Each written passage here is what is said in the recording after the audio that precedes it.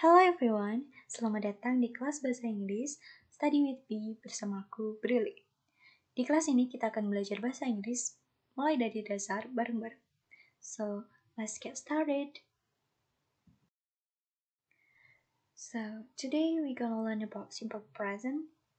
Jadi hari ini kita akan belajar simple present mulai dari basic uses, forms, dan time expression-nya. Simple present itu verb tense yang digunakan untuk menyatakan keadaan, kegiatan, atau situasi saat ini, di masa yang sekarang ini.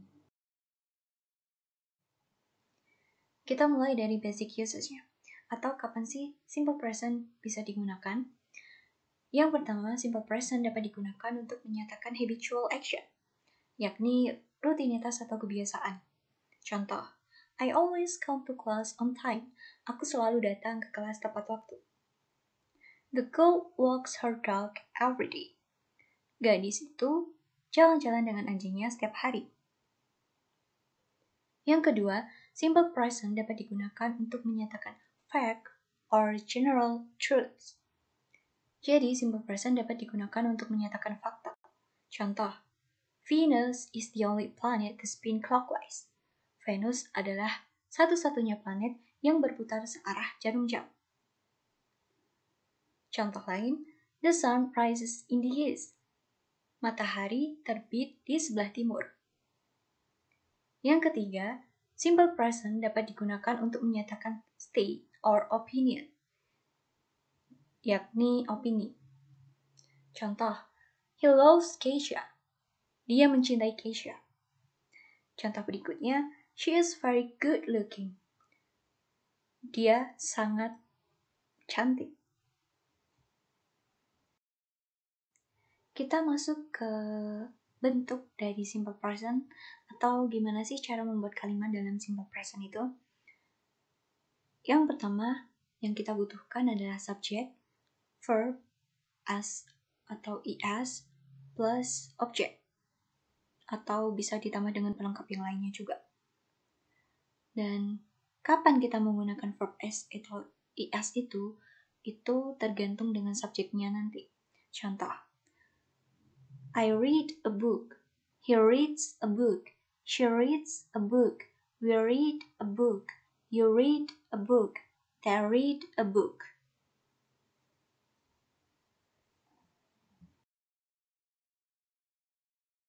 Jadi siapa aja atau subjek apa aja yang menggunakan verb as atau is itu?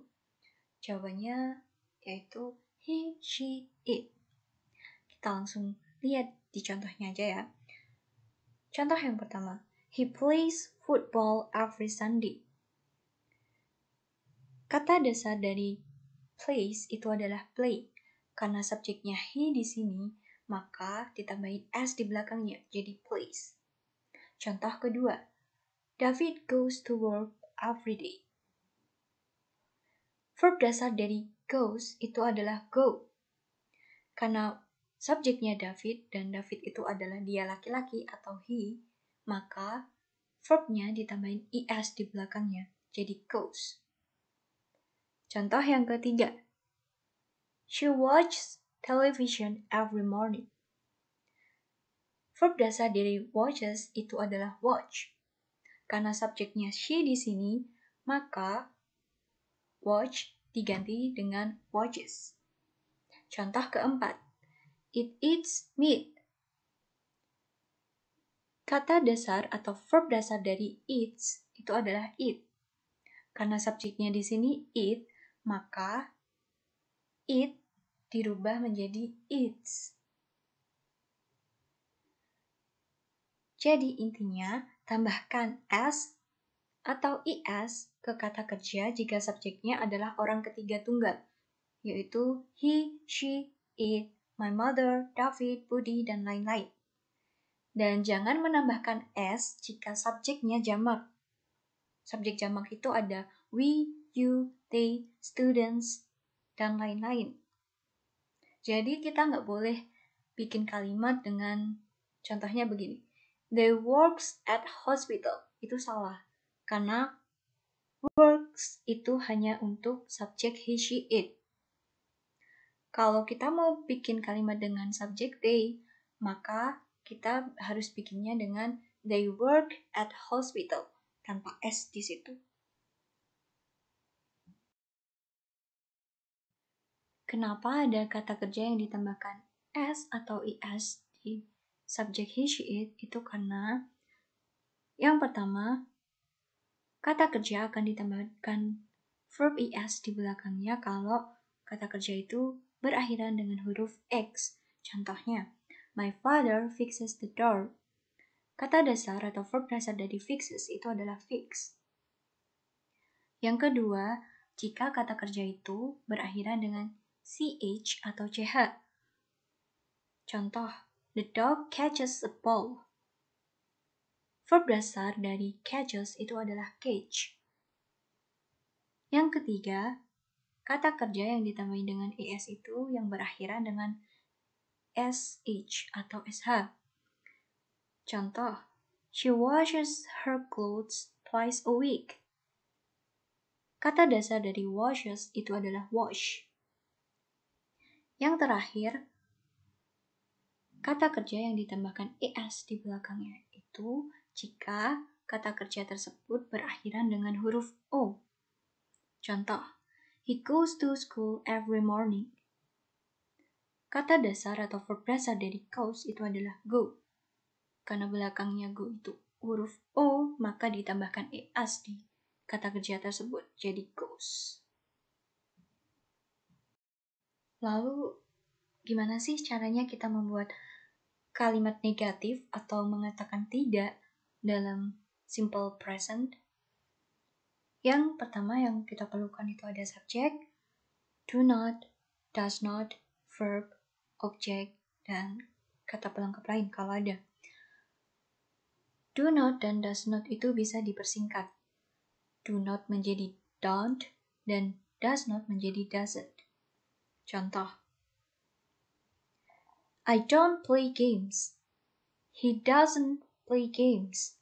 She doesn't play games. We don't play games. You don't play games. They don't play games.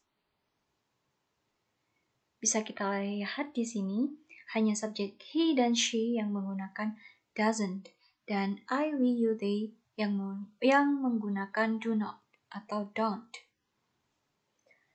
Dan jika kita menyatakan tidak dalam simple present ini, maksudnya kita tuh benar-benar tidak main games, karena kita nggak bisa main games, bukan karena emang kita tidak sedang bermain games, tapi memang bermain games itu bukan hobi kita, jadi kita tidak main games. Begitu. Bentuk berikutnya adalah kata tanya, atau gimana sih caranya kita membuat kalimat tanya dalam simple present. Yang kita butuhkan hanya do atau does plus subject, verb, dan object. Contoh, do I read a book? Jawabannya bisa iya atau tidak. Kalau iya berarti yes I do.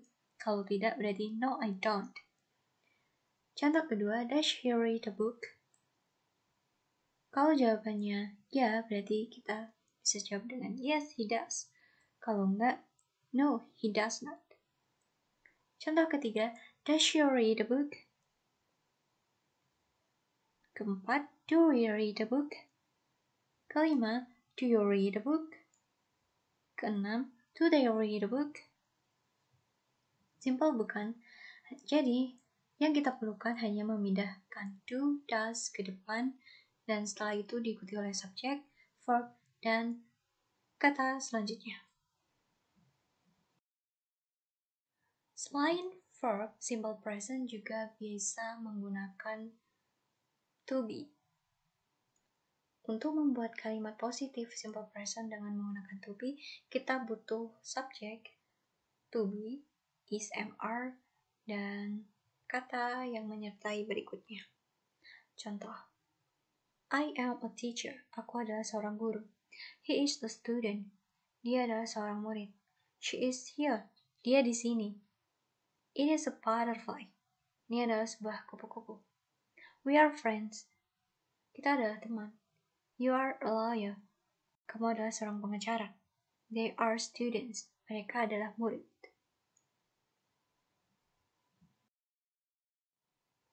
Untuk mengatakan tidak atau membuat kalimat negatif yang menggunakan to be dalam simple present, kita memerlukan not yang diletakkan setelah to be. Contohnya, I am not a teacher. Aku bukan seorang guru. He is not a student. Dia bukan seorang murid. She is not here. Dia tidak di sini. It is not a butterfly. Ini bukan kupu-kupu. We are not friends. Kita bukan teman. You are not a lawyer. Kamu bukan seorang pengacara. They are not students. Mereka bukan murid. Jadi untuk membuat kalimat negatif, kita tinggal menambahkan not setelah to be. Is, am, are. Lalu gimana sih caranya membuat kalimat tanya dengan menggunakan to be dalam simple present? Caranya gampang banget, kita tinggal mindahin to be yang anggotanya itu is, am, are ke depan. Intinya kita masukin to be itu pertama kali di dalam kalimat. Terus nanti diakhiri dengan tanda tanya di belakangnya. Contoh, am I a teacher? Contoh kedua, is he a student? Is she here? Is it a butterfly? Are we friends? Are you a lawyer?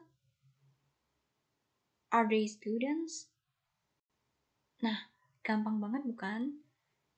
Diawali dengan to be, diakhiri dengan tanda tanya.